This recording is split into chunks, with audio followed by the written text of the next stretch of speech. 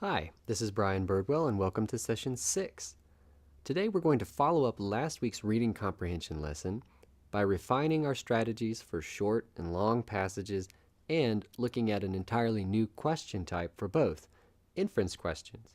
But before we look at the specific GRE content, I'd like you to take a moment and just consider this question.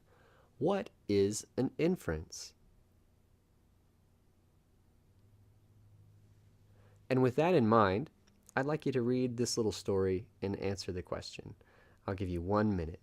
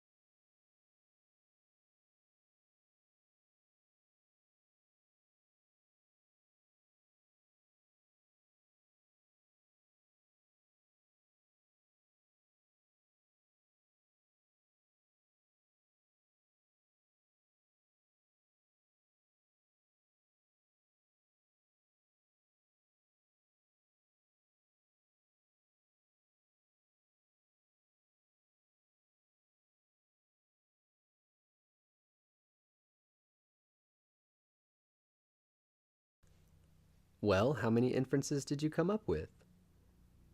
Typically, when I pose this question to a class of students, several of them immediately raise their hands and state sort of the obvious inference here, that the fish got eaten by the cat, or the cat ate the fish. And indeed, if we were having a conversation, this is kind of the way conversation works, anticipation. We lay out a few facts and we hope or participate in the enjoyment that our listener will experience as they put the mystery together and arrive at the conclusion before we actually say it. This is how good conversation happens. So when I lay these facts out before you, that I have a fish, he's on the countertop usually in a bowl. I came home, the bowl's on the floor, there's a mess, there are paw prints, there's this cat over there on the couch just licking its paws. It seems obvious that I have painted this entire scenario to lead you to believe that the cat ate the fish. But this isn't actually true, because an inference, as we need to define it correctly, not in the colloquial sense that we use in our day-to-day lives, thinking that inferences mean adding up the facts and arriving at a new Sherlock Holmes sort of, startling conclusion. In fact, inferences are very, very boring. They're not this exciting at all. So I'd like you to go ahead and redefine inference in your mind now, that anytime the GRE says, what can you infer, that's not really what the test writers mean. What they mean is, what do you know? Now here I often get an interesting answer from students as well. Some of them say, well, what you know is that the fish is probably dead. And to this I respond, actually, we don't know this at all. And to say that something is probably the case is a very weak inference. Is it actually probable that the fish is dead? Do you know that my best friend didn't come over and take the goldfish and put him in a new aquarium and take him somewhere wonderful, and that the fish is still thriving just in another home? Absolutely not. Neither of these is provable based on the passage above. So I ask you once more, what do you know about that fish given the information above? And this is a great example of how inferences on the GRE work. One sound inference, and there are a few, but the one that I'm looking for here is, the fish is not in the bowl. This is an absolutely true statement. You can prove it from evidence clearly written on the page. Right here where it says the bowl was empty. So if you know the bowl is empty, you know that the fish is not in the bowl. This is how GRE inferences work. They're very, very literal statements of exactly what's written on the page or sort of something that's immediately related. So if I say the bowl is empty, you can infer that the fish is not in the bowl, the water's not in the bowl, the little plastic castle is not in the bowl, etc. A host of inferences become available that are sort of indirectly determined by a statement. But this is the limit for imaginative thought when in regards to inferences. Be very literal and read right off the page.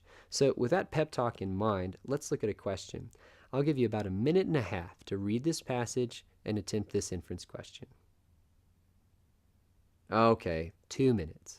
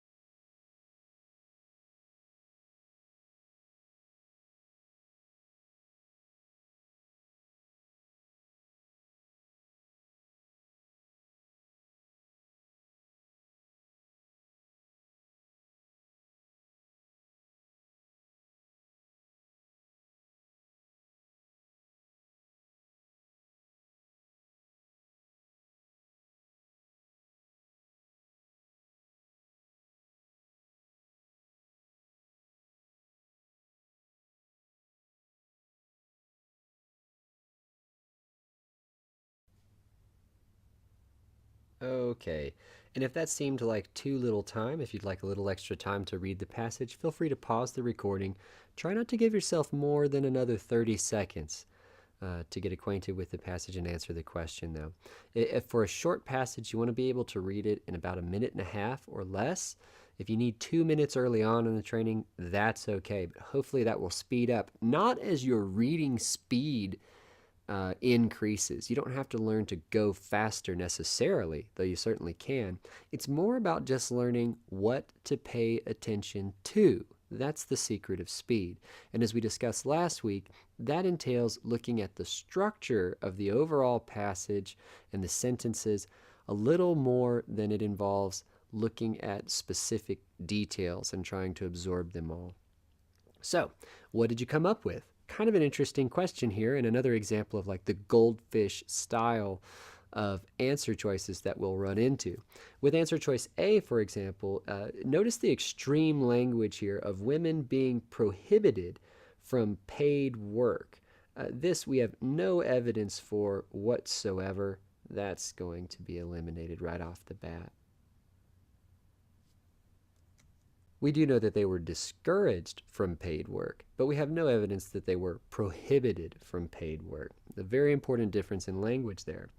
With answer choice B, notice that this comparison of women in different kinds of industries was never made in the passage. This is a very common wrong answer choice for inference questions, suggesting a comparison that seems natural, like it seems kind of common sense. We would probably believe that the women who are working in the steel factories probably were viewed differently, at least, maybe not more positively, than women working in beauty shops or hair salons and things. However, Our common sense doesn't matter here. All that matters is what did the passage say?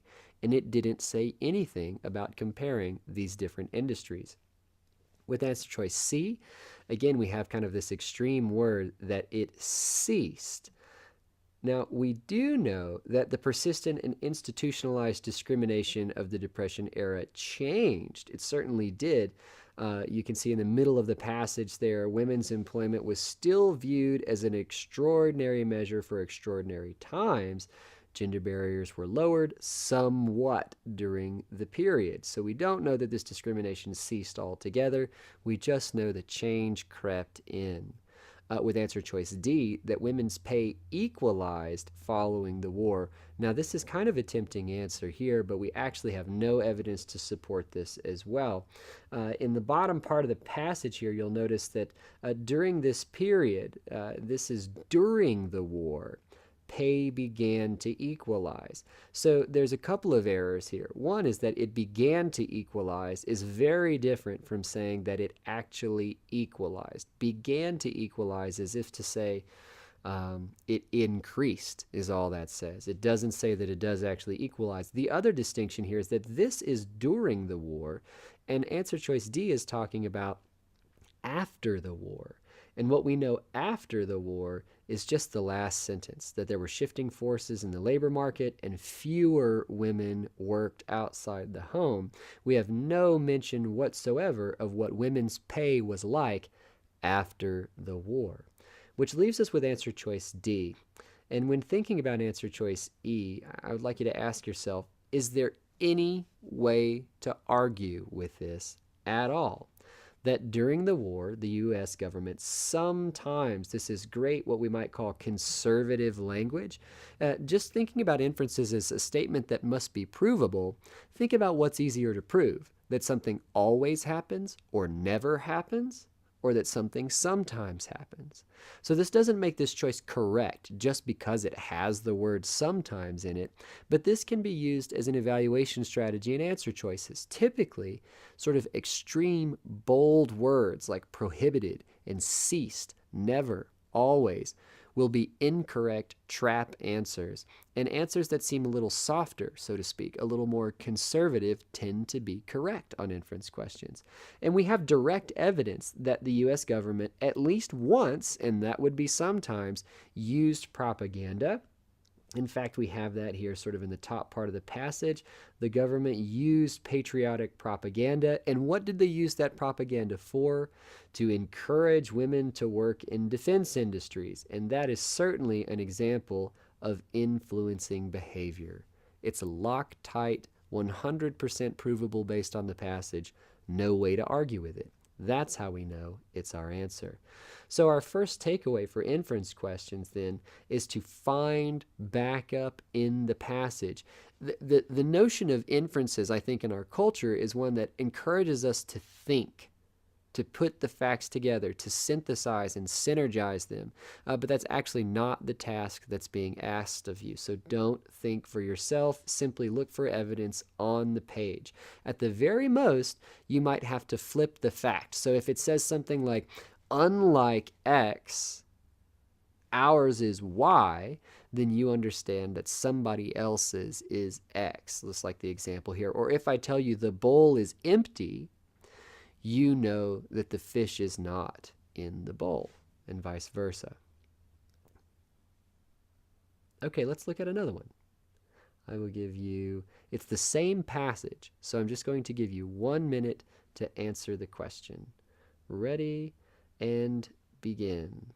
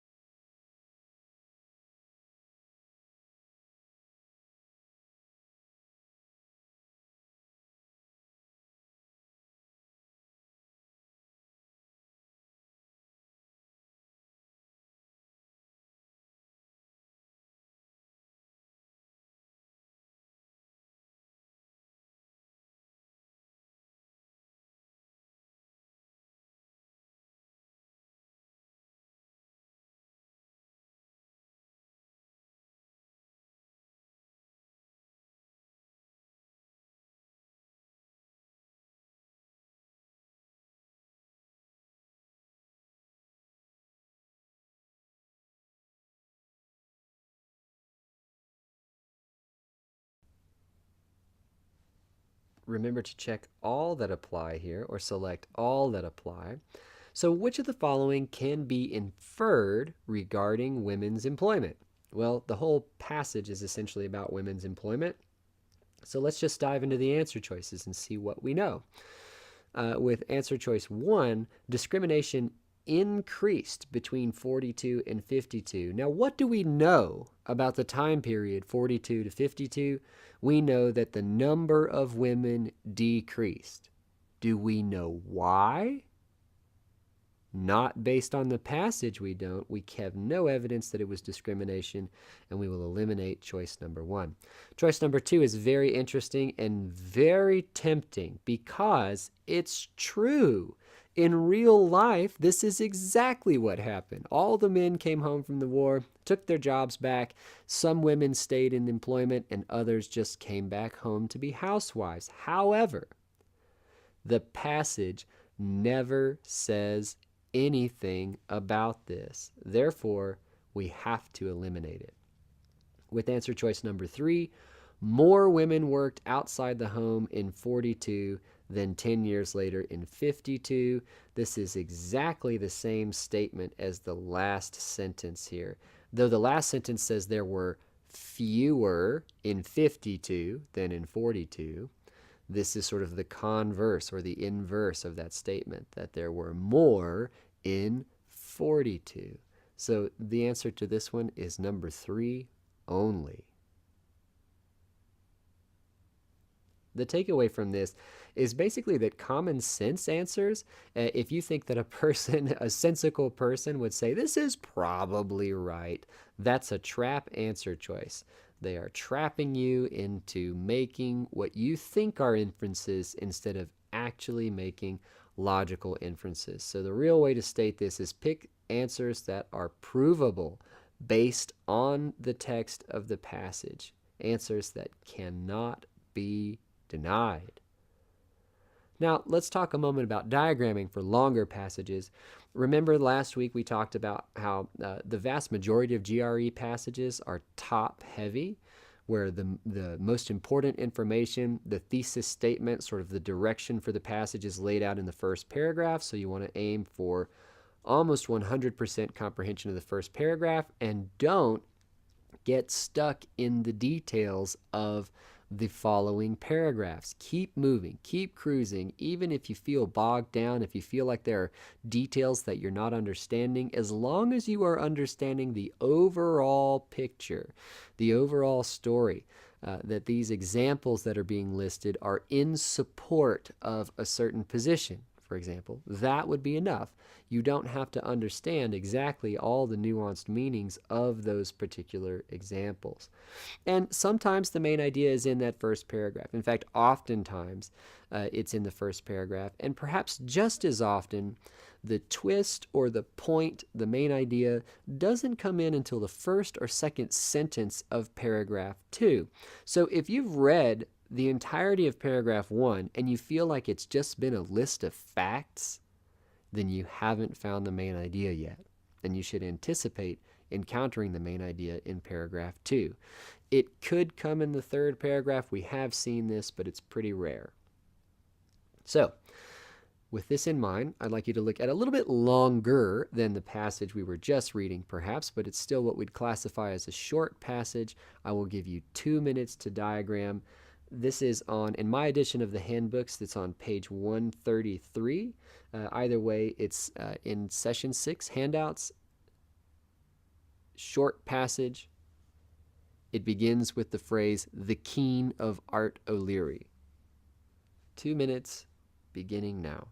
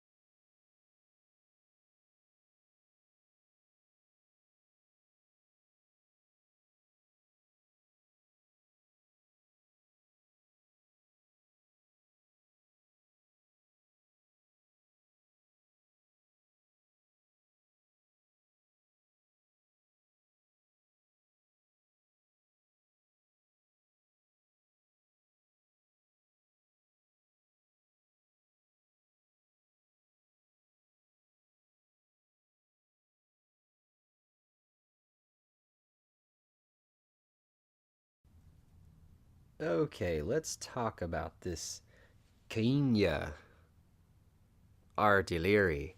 As one of my colleagues likes to say, Gaelic spelling is its own horror. And this is exactly the point of introducing something that's spelled in a very strange and difficult manner in the first line of a passage is to intimidate you, scare you, spook you, freak you out. Now, very important that you just keep reading. You could just substitute the word keen or the word cheese or the words XYZ or something. Anytime you encounter an unfamiliar word in a passage, just understand its use and don't let the unfamiliar rhythm of the pronunciation or spelling slow you down or distract you from your task. So, simple diagram here. Yours doesn't have to look just like mine. Hopefully, you have some of the similar elements here, though, being that the first one, that this keen is an Irish lament. In my own notes, I don't think I would write down the date, 1773. I never pay attention to dates when I'm reading GRE passages. And I might list a couple of traits here. Okay, traditional aesthetic elements, it was chanted, not written down until later. That's pretty much all we get out of it. Maybe you made an extra note or something about the last sentence there. In paragraph 2, we get that awake is non-Christian because of this language as opposed to the funeral. The wake was essentially non-Christian, therefore we know that the funeral was Christian, etc., etc. So there's some inferences here that we can make. There were uncomfortable themes, all this weird stuff, grief, rage, revenge, drinking the blood, spirits, etc. Okay, so before we dive into the passage, before we dive into the questions, be sure to pause for a moment and ask yourself sort of, what was the point? Again, this author could have gone to the beach with his friends, could have gone snowboarding with his friends, perhaps. Why did he stay home and write this passage? And pretty much the best thing I could come up with was that, to write about this keen, both specifically this keen in the first paragraph and these characteristics of that keen displayed in the second paragraph. So it's sort of just a narrative or a description about this object, this keen, this work, and really nothing more. So let's do our first question. I will give you 1 minute and then we'll discuss.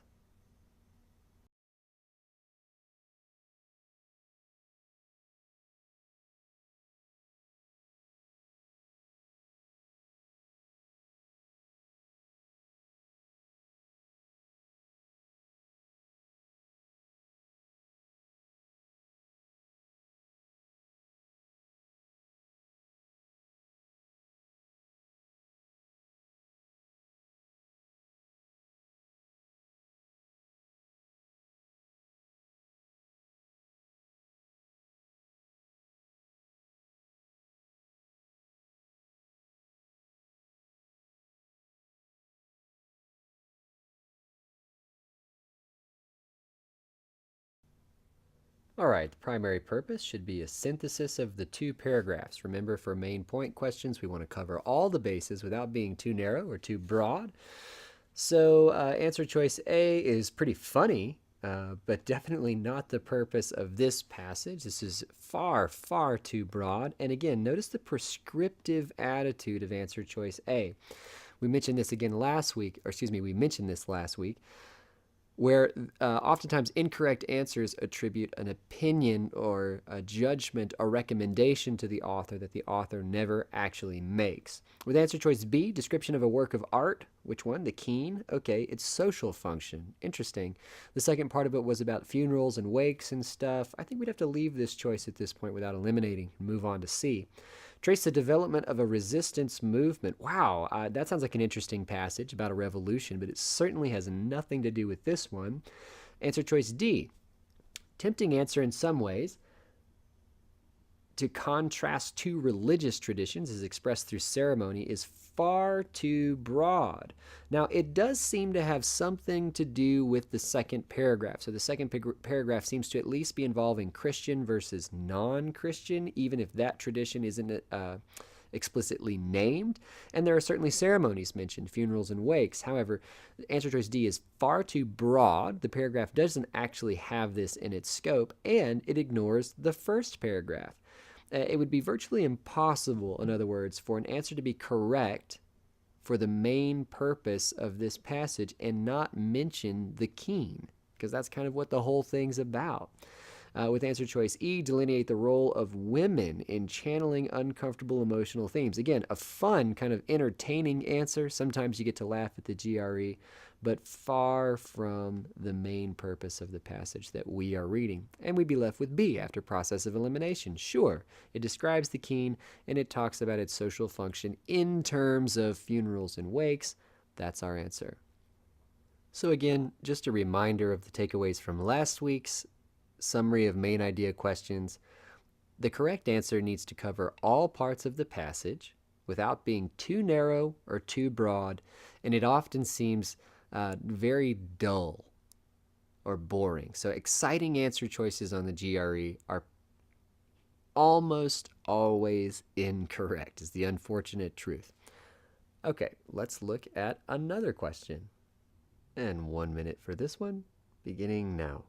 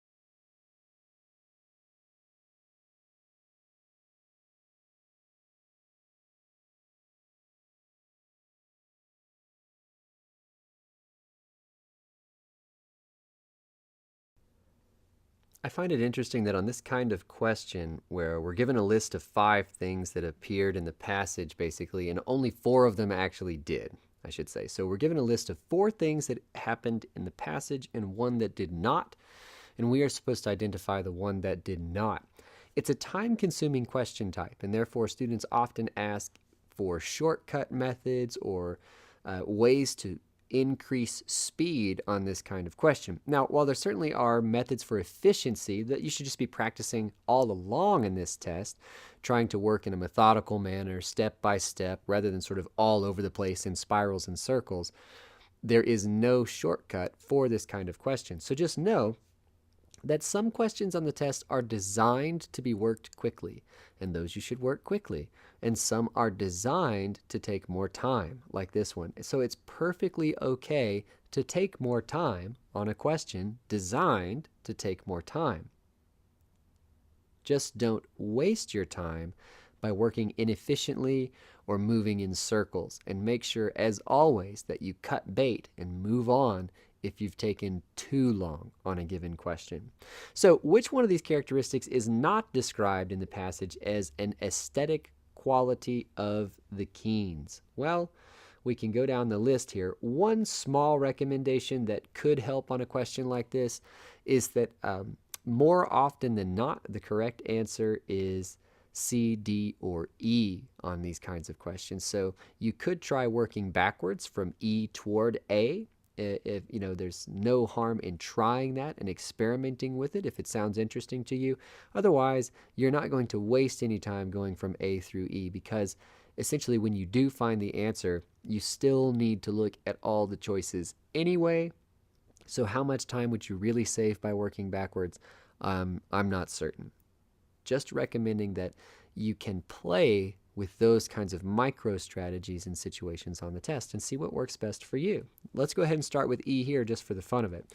The lines of the Keen are generally short in length. Yes, absolutely, that's described as a characteristic of Keens. We have that evidence that it's restricted in line length.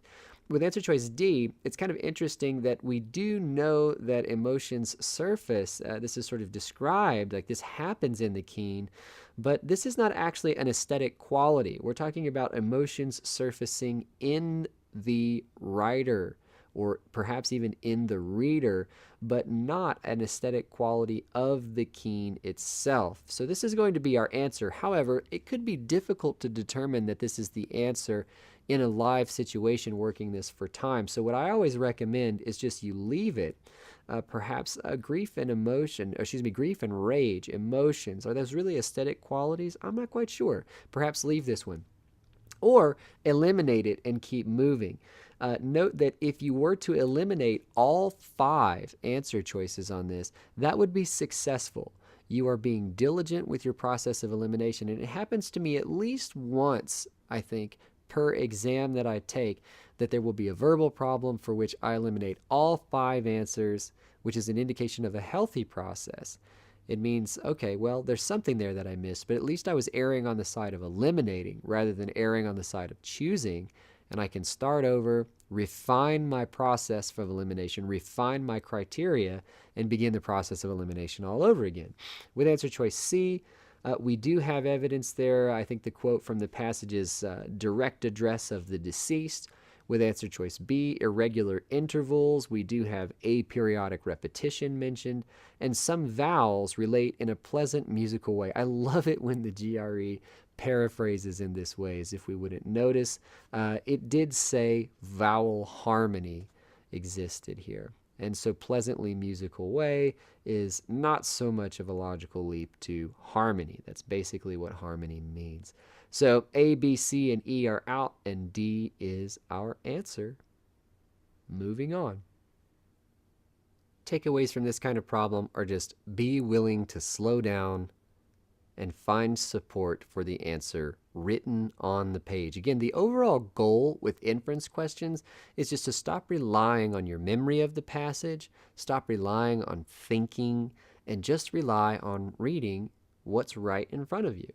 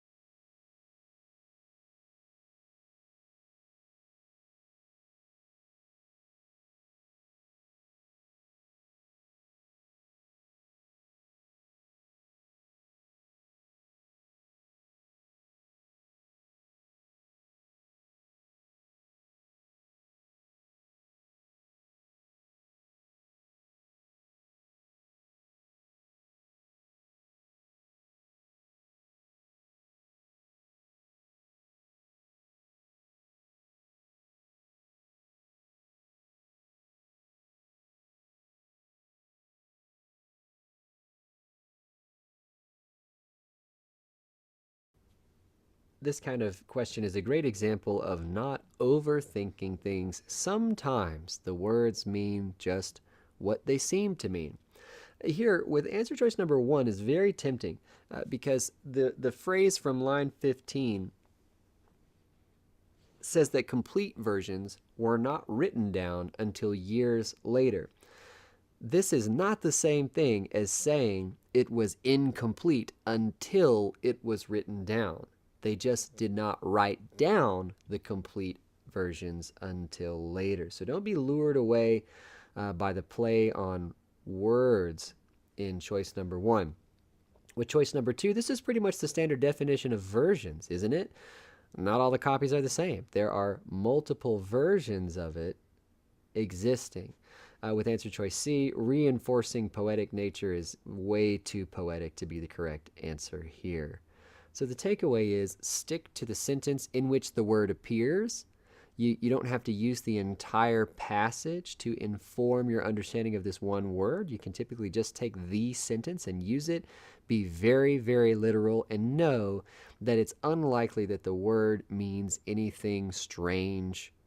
It probably just means exactly what it always means, like versions. Here's our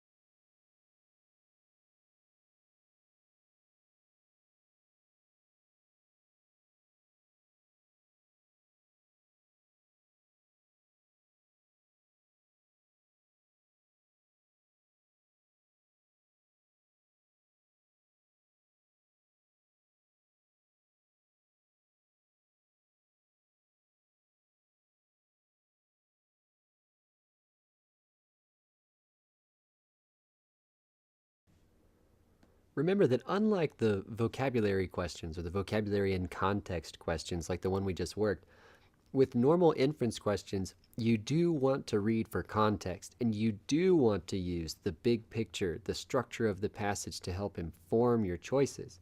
So here with this one, what can be inferred about lines 23 through 24, make sure you read above lines 23 through 24 to get a better picture of the context in which they occur. And if you do that, you'll know that what we're looking for is, what do we know about ideals of forgiveness and otherworldly hope? Well, let's look at the first lines of the second paragraph.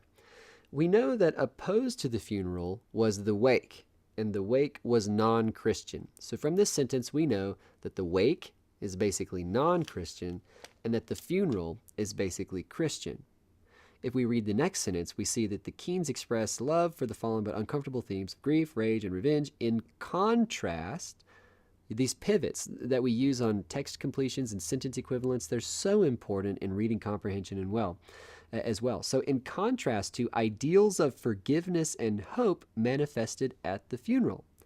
Therefore, what we know is that hope and forgiveness are at the funeral, and we know that the funeral is Christian. So we know that the hope, forgiveness appear at the funeral and are essentially Christian in nature.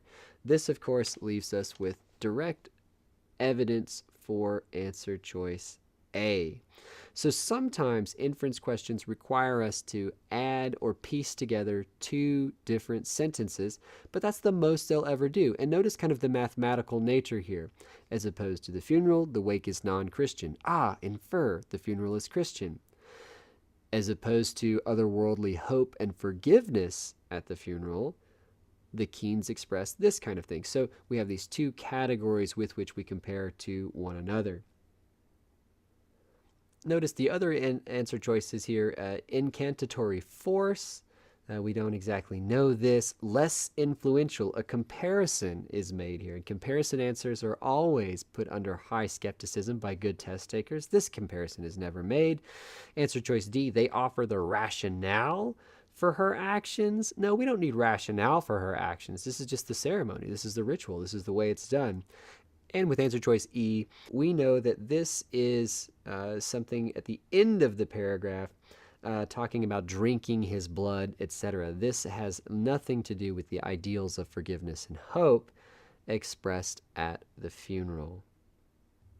A reminder here not to make new assumptions, that at most you can take a given fact and flip it. So if we know that the wake was non-Christian, we can infer that the funeral was Christian. And another reminder that if you find an answer choice that you think just kind of makes good common sense, it's probably a trap answer.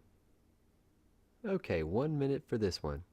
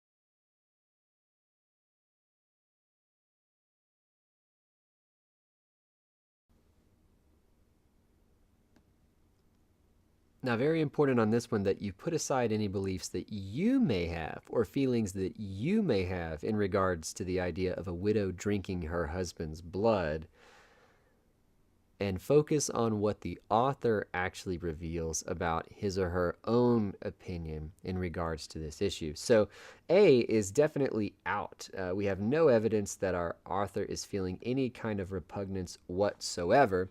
This could be the reader's reaction, but we have no evidence that it's the author's reaction. Some people quote the line at the bottom of the passage that has to do with this seemingly barbaric practice. But this is not the author saying that he thinks it's barbaric. To say seemingly barbaric means that it might be barbaric to society or perhaps to some unnamed group, some third party or something. So we actually, by just saying the phrase seemingly barbaric, we have no evidence about the author's actual opinion whatsoever. This is a trap. With answer choice B, that's kind of funny and maybe kind of gross, but he definitely doesn't give us any clues that he's feeling enthusiastic about it, or that he's actually grieving about it, or that he's animated about it. So here, the plain, vanilla, boring sounding answer, even-handed tolerance, is our best choice, and this is correct. So takeaways to remember here, authors on the GRE are never emotional. In fact, anything that says repulsed or passionate, grieving, excited is highly unlikely, if not guaranteed, to be incorrect. Much more likely, much more often, we're going to find our authors being neutral, analytical, objective, etc. Very scholarly sort of neutral-ish adjectives are best. Very rarely we have seen it correct that an author is being sarcastic or critical, but this will be very, very obvious in their language, not some subtle cue that you have to pick up on. All right, last one of the day, 1 minute.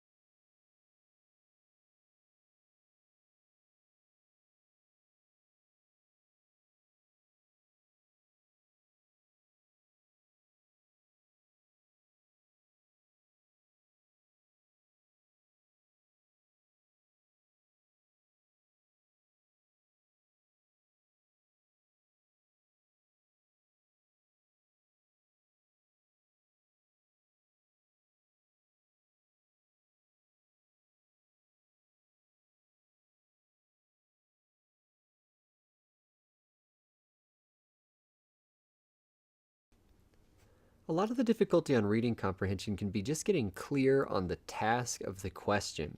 So don't be afraid to linger a moment or two or three on the question to really get clear about what it's asking for before you rush back to the passage to begin looking, or before you rush down to the answer choices to begin considering them. Which aspect of the keen, not mentioned in the passage, okay, so they're going to add some outside information, would reinforce or strengthen the primary claim made in the second paragraph? Well, the first obvious question that you have to answer here is, what claim is made in the second paragraph about keens? Well, keens are what we're talking about in the first place, so we'd expect that claim to have something to do with keens. And so what claim is made of keens in the second paragraph? Line 20. They express not only love for the fallen, but uncomfortable themes of grief, rage, and revenge. So the claim made in the second paragraph is that the keens are about grief and rage and revenge. Our task, to support the idea of grief, rage, and revenge. Looking at the answer choices, answer choice 1 is completely irrelevant to rage, grief, and revenge. Answer choice 2 sounds like revenge to me, cursing the sheriff behind the murder, or responsible for the murder, in other words. And with number 3, anger that was not expressed. Yes, this sounds like grief, rage, and revenge as well. So both answer choices 2 and 3 would be correct here. Notice on this one that really the strength of our ability to answer it depended on the strength of our analysis of the question. This is very common on reading comprehension. So the takeaways for this one are, first of all, for these complex kind of inference questions that you'll see, don't be thrown off if the authors of the question want to bring in something new. So if they say that the answer choice, if true, would have a certain effect, or something like not mentioned in the passage, which we just saw, this basically gives the test writers free rein to bring in anything at all that they want to. So what may at first appear to be sort of a wacky answer can actually be correct. And of course, the other thing is to always rephrase the question, to be very clear about the question task before you ever venture into the wilderness of the answer choices, so to speak. The clearer you are about what they're asking for, the better off you'll be in your analysis and your process of elimination. And that concludes today's reading comprehension and inferences lesson. We'll see you again for session 7.